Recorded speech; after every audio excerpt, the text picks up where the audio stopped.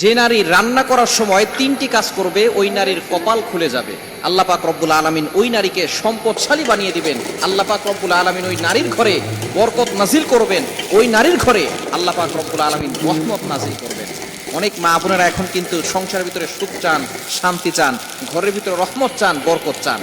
বিশেষ করে যে সমস্ত নারীরা সংসারে বরকত চান তারা কিন্তু অবশ্যই এই তিনটি কাজ করবেন। দেখবেন আপনার ঘরের ভিতরে শান্তি আসবে এবং আপনার রান্না সুস্বাদু হবে এবং আপনার রান্না যারা খাবে তারাই আপনার প্রশংসা করবে। আমরা অনেকেই কিন্তু নিজের প্রশংসা শুনতে চাই এবং অনেকেই আমরা ঘরের ভিতরে বরকত চাই, রহমত চাই। এজন্য আমরা এই তিনটি কাজ করব। নাম্বার ওয়ান, এক নাম্বার হচ্ছে আপনি যখনই রান্নাঘরে প্রবেশ করবেন তখন আপনি সালাম দিবেন। মনে রাখবেন রান্নাঘরে কিন্তু চুলা আছে। এই চুলা, গ্যাসের চুলা বলেন আর যেই চুলাই বলেন, এই চুলা থাকার কারণে যখন আপনি রাতের বেলা সেখানে থাকেন না, এখানে কিন্তু জিন জাতি থাকার সম্ভাবনা আছে। এই জন্য যখনই আপনি রান্নাঘরে ঢুকবেন তখনই সর্বপ্রথম এক নাম্বার কাজ করবেন, সালাম দিবেন, আসসালামু আলাইকুম ওয়া রাহমাতুল্লাহ। কেউ থাকুক আর না থাকুক, ঘরে যখনই প্রবেশ করবেন, যদি ঘরে কেউ নাও থাকে তারপরে সালাম দিবেন, কারণ ঘরের ভিতরে অনেক সময় শয়তান থাকে।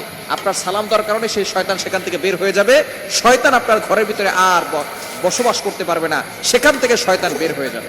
আল্লাহ পাক রব্বুল আলামিন নিজে বলে দিয়েছেন, কোরআন খুলেন, আল্লাহ পাক রব্বুল আলামিন বলছেন 18 নম্বর পারা 17 নম্বর পৃষ্ঠার 13, 14, 15 নম্বর লাইন, সূরাতুন নূরের 61 61 নম্বর আয়াতে রব্বুল আলামিন বলেন, ফাইদা দাখালতুম বুয়ুতান ফাসাল্লিমু আলা আনফুসিকুম তাহিয়াতাম মিন ইনদিল্লাহি মুবারাকাতান তাইয়্যিবা।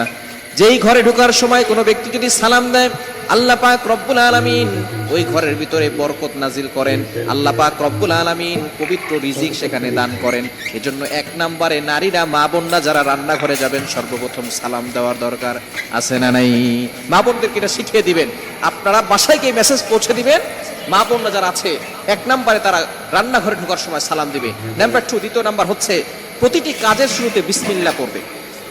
বিসমিল্লাহ পড়লে ওই কাজের ভিতরে আল্লাহ পাক রব্বুল আলামিন নিজে বরকত দিয়ে দেন।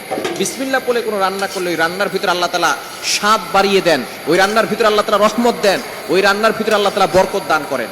কিন্তু বর্তমান আমাদের সমাজের ম্যাক্সিমাম নারীরা রান্না করার সময় ডিজে গান শুনে, রান্না করার সময় হিন্দি গান শুনে, ইংলিশ গান শুনে, তারা ড্যান্স করে আর রান্না বান্না করে, যার কারণে ঘরের ভিতরে কোনো বরকত থাকে না। খবরদার, গান শুনবেন আর রান্না বান্না করবেন আর চিন্তা করবেন ঘরের ভিতরে বরকত নাই কেন। আপনি যদি বরকত পেতে চান প্রত্যেকটা কাজের শুরুতে আপনি বিসমিল্লাহ পড়বেন। আপনি চাউল নিচ্ছেন, পড়েন বিসমিল্লাহির রহমানির রহিম। চাউল ধৌত করতেছেন, বলেন বিসমিল্লাহির রহমানির রহিম। মাছ কাটতেছেন, বলেন বিসমিল্লাহির রহমানির রহিম। আপনি গোশত ধৌত করতেছেন, বলেন বিসমিল্লাহির রহমানির রহিম।